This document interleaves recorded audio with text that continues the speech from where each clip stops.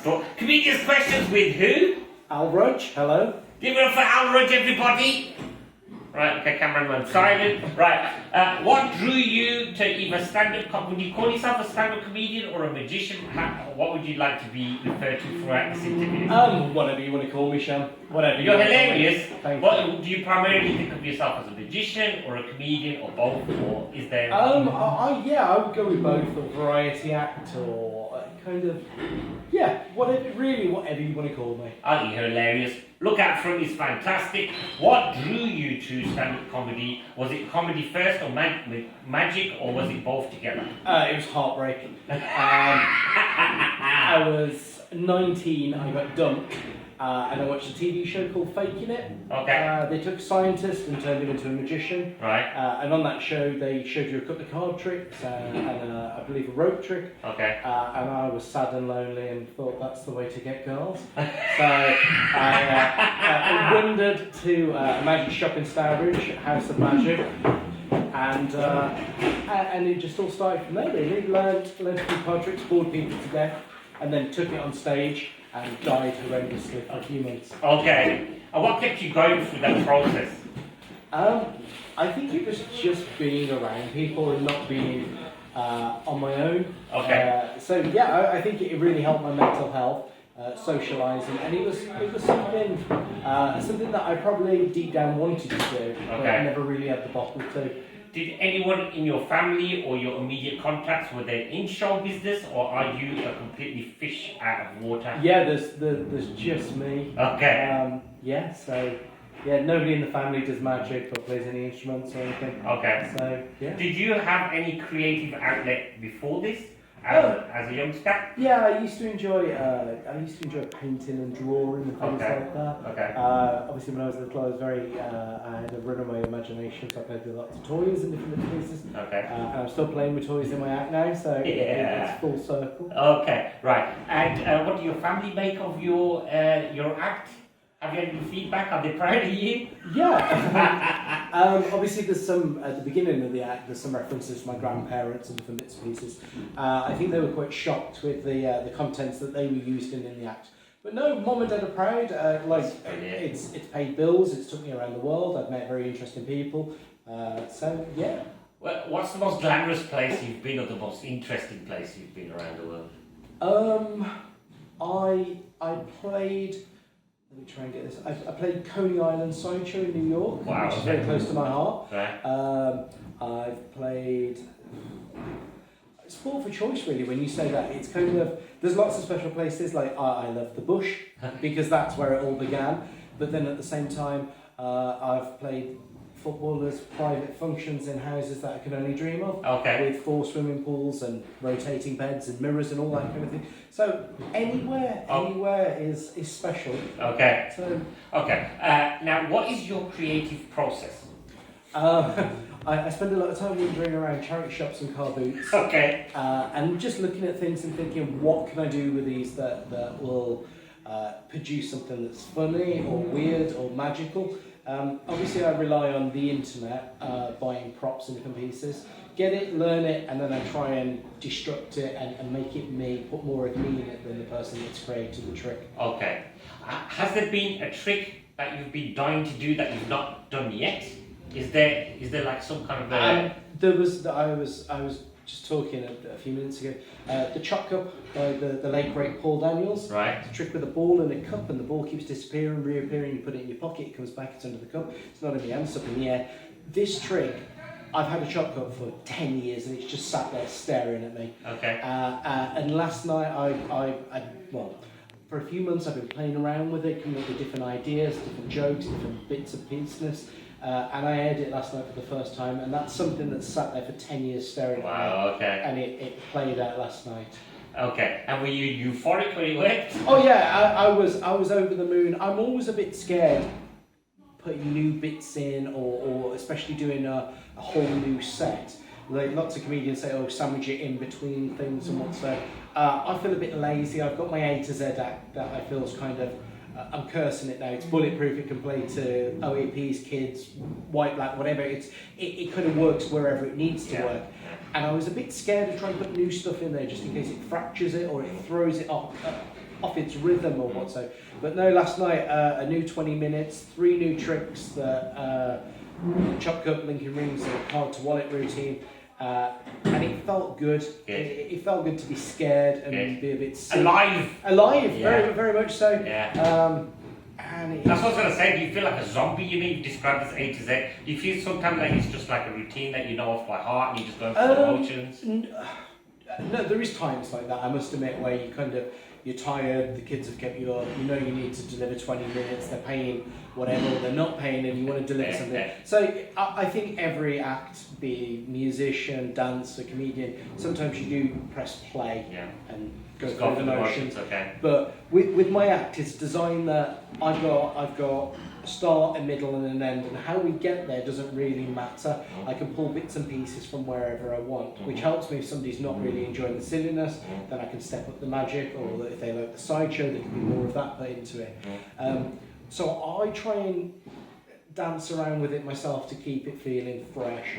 And it's always nice to talk to people in the audience because they can throw wrenches in the works, and then it becomes something else transformed. Okay. Who are your heroes? My heroes.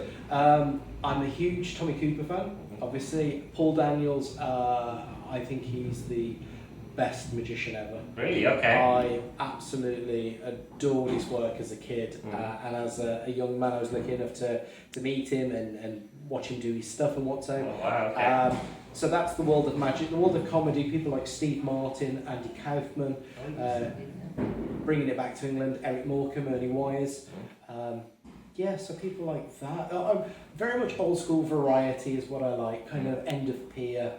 I love silly. There's other magicians out there that are far better than me, and their magic is gorgeous to watch. I'm not there really to bedazzle or try and get people scratching their heads. If that happens, that's wonderful, and sometimes it does, sometimes it doesn't. Mine's just about the journey of laughter and gags and the bits of business. I want people to go home and light a lighter and pretend to eat it, and they've got fire eating, or buy themselves a rubber pencil, or get a ladle out of the kitchen and do something weird with it. I want people to take the silliness home with them. And that was related to the next question. Do you ever feel the urge to be a serious comedian at all, or make any points that you've read and you really feel strong about, or do you just leave that behind? No, I'm not that educated in that sense. And, once again, there's smarter, sharper acts out there. I don't want to preach to people. I don't want to try and convert them to an idea that I have. I want them to come in, sit down, and hopefully for 20 minutes or an hour, whatever the show is, just forget the outside world. Just really, because it is a horrible world sometimes. Sometimes, and just enjoy the silliness and get lost in it, and the wonder, or kind of whatever I can present to them, just to forget the 9 to 5 or the day to day. That's beautiful. What is the best thing for you about performance? Personally, I think it's indicating money. Indicating cash. Cash is nice. I think it's changed over the years. I think when I first started, it was friendship and community in the world of comedy, and with audiences and connecting and making me a stronger and better person. So there was a lot. That sounds quite selfish. It's a lot for me taking from the audience. I think now it's lovely when I have comments from people saying thank you for what I'm doing, or kind of, oh, that was good, or just I suppose once again it's coming back to me, but I like the idea of just changing somebody's day or evening. They've just had a lot of crap happening and they've come. And forget the problems. They forget and the have problems. A laugh. Yeah, very much so. So that's our job really as public servants. Very much. Put some light into their hearts. That's it. Yeah. What's the worst thing about performance? I think sometimes it's the this can be the best thing and the worst thing. It's the unexpected, turning up to a venue and you've gone off the word of a promoter, or you've gone off the word of another actor, or whatever in that sense. And it seems as if you're invading the people's space that are there. It's as if they don't know there was a gig. You've kind of come in and you've interrupted somebody who's having an argument, somebody who wants a quiet pint, somebody who's had a real rubbish day and just wants to be left alone. I think that can be the hardest, kind of walking into a bit of a hostile situation and trying to turn it around Do you abandon those gigs? Do you turn tail and run? No, The show must go on. Yeah, I think you just you roll with the punches. I think you learn more from the bad gigs than you do from the good gigs. Just don't do bad gigs. And yeah, try not to do bad gigs. And I think once again, it's all about connecting with those people. And like, you're not going to win everyone in the audience. No. If everyone loved you, it'd be a very strange gig. But it's just sometimes that can be a thrill when you turn up and there's a man with a dog and there's 4 kids playing on the floor and you're like, well, this has been billed as a comedy night and what's going on? Yeah. So that's Sorry about hard. that gig, by the way. Yeah. And the check banks. So yeah, I think that's quite hard. For me personally, I have to work very hard on jokes. They don't come easy. It is a process of kind of, as I say, playing and sitting down with props and looking at them in weird ways and trying to kind of just structure it so it is funny. I don't want to be clever. I don't want to be highbrow. I don't want to be political. I want it to be silly, non-offensive stuff. And do you enjoy audience interaction? I do. I think over the years some wonderful things have happened when I've got people out, from people collapsing, people being sick on themselves. I had a Halloween gig. I got a pregnant lady out to do a trick where I do with an egg in a bag, Right. And a water's burst on stage, and somebody slid a pumpkin bucket right under her, and you couldn't have planned it. And then we got her into an ambulance, and once I finished the show, and then somebody came and tried to book me for their nan's 65th birthday. Awesome. As long as I did the bit where they weed themselves, and I'm like, We'll have to wait to yeah, pregnant again. that's it. Yeah, fingers crossed. What have you learned on your journey through show business? Learning points. Do you think we're going to get locked in? I think so. No, Matt knows that we're there. Yeah. What have I learned through show business? Yeah. Don't wait for the check to follow. Right. If a promoter says you should have been here last week, it's probably a car crash gig anyway. Yeah. And just enjoy it. Yeah. Life's too short to get too eat up. If you die on your arse, there's always going to be another gig for you to go to. What keeps you going? I think it's the need to be enjoyed or to be loved on stage, or appreciated. I think laughter is a drug for any any comedian or anyone who's in that field. So yeah, I think the need for the next fix of laughter. I like that. Now, are you on I'm guessing you're on Instagram. Are you on Instagram? No, no Instagram. The only social media I'm on is Facebook. Okay. And Rudge. add me if you want to see what's going on in my little life. Yeah. Are you available for gigs? I am available for gigs, weddings, funerals, kids' parties, you name it, I'm there.